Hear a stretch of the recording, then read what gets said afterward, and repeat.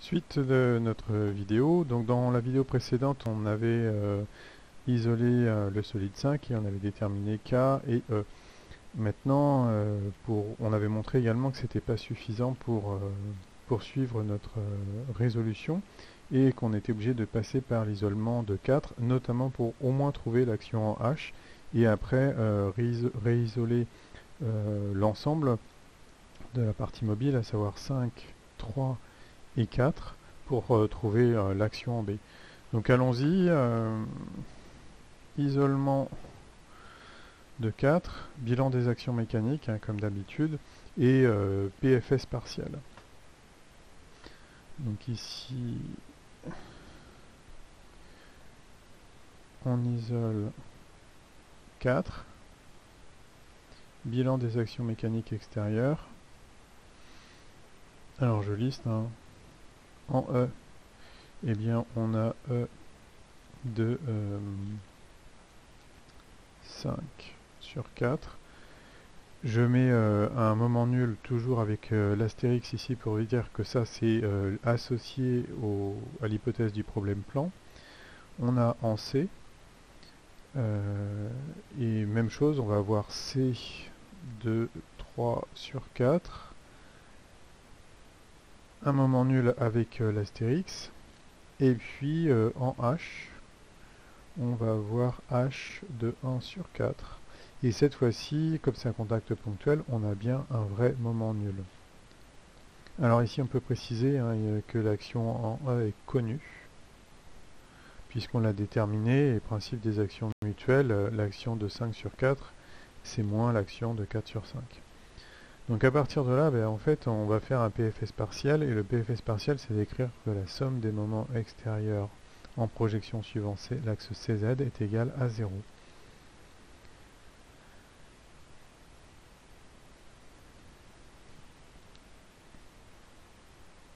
Donc somme des moments extérieurs à 4 au point C, scalaire Z, égale 0. Donc je vais avoir CE vectoriel E 5, 4 plus CH vectoriel H 1, 4. Tout ça en projection suivant Z égale 0. Alors on avait vu que ici le XCE valait 0 et la direction de l'effort ici est connue et que portée par Y. Donc CE je le mets comme ceci, XCE porté par X plus YCE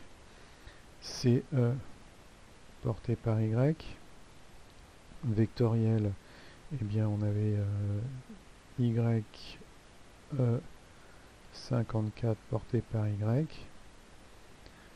plus CH, eh bien je vais me retrouver avec la même chose, hein.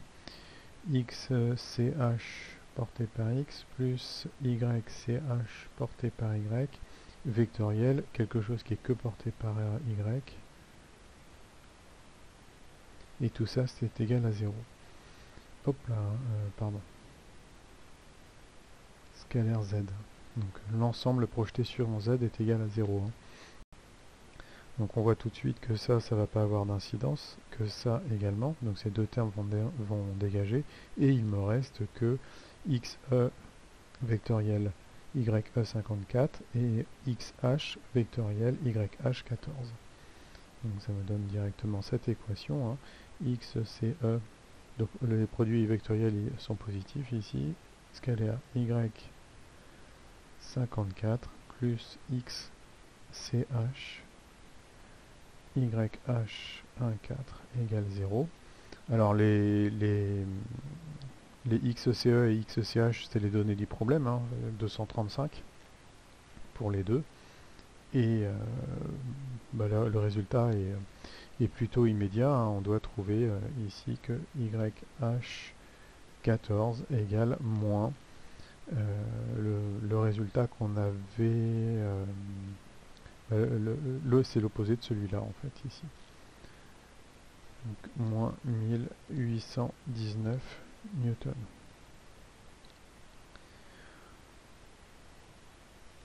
Alors je pourrais calculer également l'action en C. Mais si j'isole l'ensemble, finalement l'action en C va devenir une action intérieure et j'en ai pas besoin. Donc maintenant on va déterminer complètement l'action en D, et pour ça c'est on isole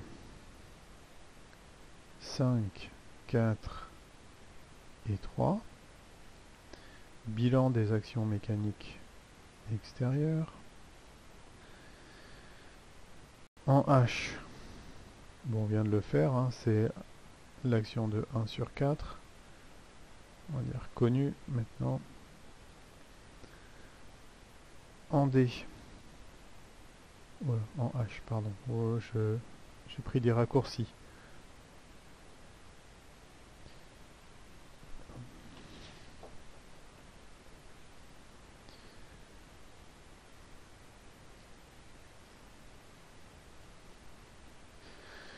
Ouais, Tipex mon ami.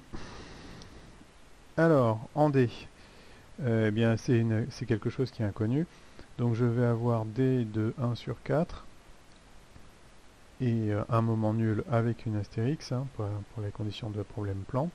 Et puis je vais avoir en G, eh bien tout simplement le poids, qui lui aussi est connu.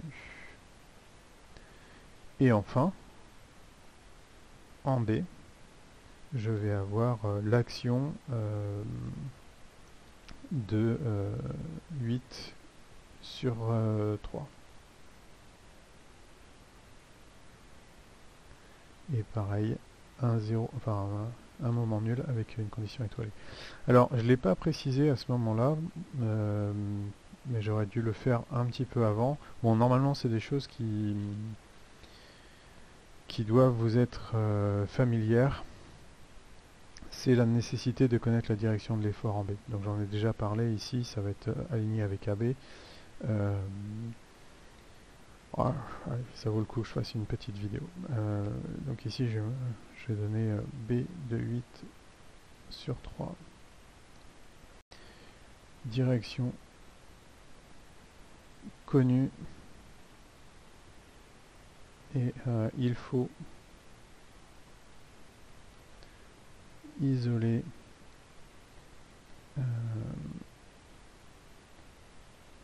8, 7 et 6. Et arriver à la conclusion que dans le plan, ici on va être en équilibre statique sous l'action de deux glisseurs.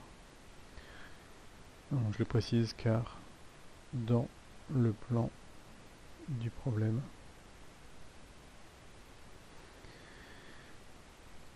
cet ensemble est en équilibre statique sous l'action de deux glisseurs. Donc, delta B de 3 sur 8 égale delta A de 1 sur 6 égale la droite AB égale l'axe BX8. Voilà, donc ça je vais le mettre en relief avec une couleur différente. Donc ça c'est un travail préparatoire que j'aurais dû faire. Comme je l'ai déjà dit dans pas mal d'autres vidéos, en fait c'est pas tout à fait vrai, parce que dans l'espace on va avoir des moments suivant l'axe BX8. Pour essayer de vous faire comprendre ce qui se passe, imaginons qu'on ait une liaison parfaite, une liaison liquidale parfaite entre 7, la vis en verte, et 8, ce que j'ai mis en rose. Et que là, on n'est plus une liaison pivot, mais on est une liaison rotule. Ça veut donc dire que je vais avoir une mobilité supplémentaire suivant l'axe BX8. Et donc si je fais tourner ma vis, eh bien on pourrait très bien imaginer que le mouvement relatif entre 7 et 8 s'annule, et qu'il ne me reste plus que finalement une rotation une rotation de 8 autour de la pièce 7 au point B. Alors à partir de ce moment-là, s'il n'y a plus de mouvement relatif entre la vis et l'écrou, il ne va plus y avoir de variation de longueur. Donc cette solution s'invalide.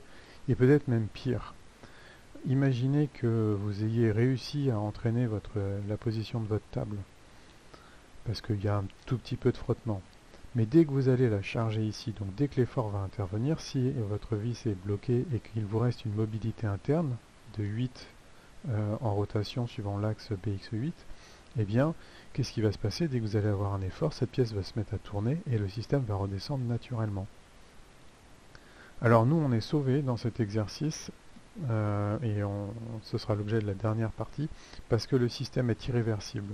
Donc si le système est irréversible, en fait, il y a un couple de frottement qui fait que, naturellement, il n'y a plus de moment qui apparaît, et on se retrouve bien dans cet exercice avec un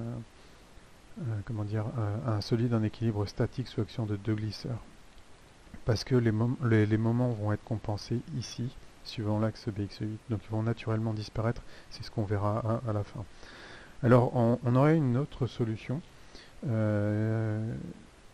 pour faire disparaître ce couple, c'est plutôt que d'avoir le moteur qui est lié ici, c'est de faire en sorte que le moteur soit lié sur la partie de l'écrou. Mais on va rencontrer un problème, donc je vais essayer de refaire ça.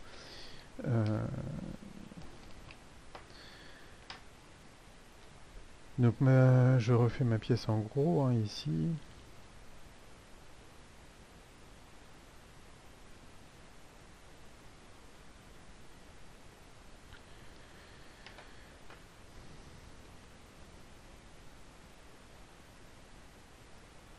Hop, et il n'y a pas de...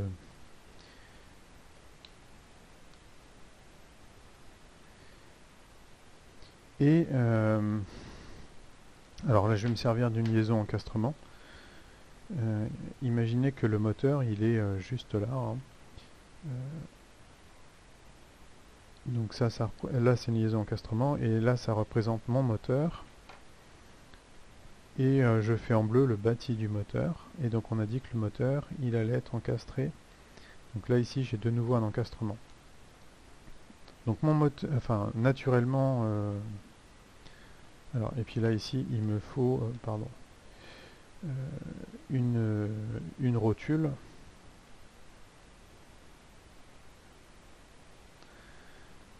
Donc imaginez ce type de solution. Là, il va y avoir un couple, le couple moteur, qui va s'opposer au couple induit par la réversibilité de l'hélicoïdale. Mais en faisant ça, ici, ben, vous devez normalement comprendre qu'il y a un problème. Parce que si je fais tourner ma vis, l'hélicoïdale va se déplacer et donc je vais avoir une variation de longueur. Donc cette solution, elle ne peut pas marcher puisque j'ai fixé mon moteur ici. Donc si ça répond à mon problème de couple, et donc il n'y a plus de couple transmis ici, ça ne peut pas marcher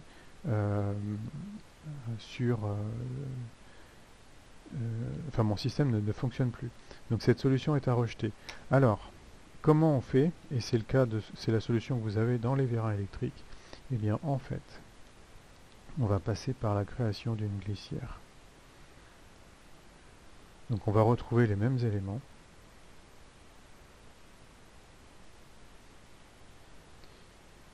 Sauf que ici, on va mettre en place une glissière. Et je peux mettre ici le bâti de mon moteur. Et en noir, je fais le rotor du moteur encastré avec la vis. Donc à partir de ce moment-là, vous avez bien la longueur variable possible. Cette distance peut changer. Et le couple, eh bien, on a bien le couple moteur qui est transmis ici à la vis et par l'intermédiaire de la liaison glissière qui est retransmis au stator du moteur. Et là, on a réalisé un vérin électrique.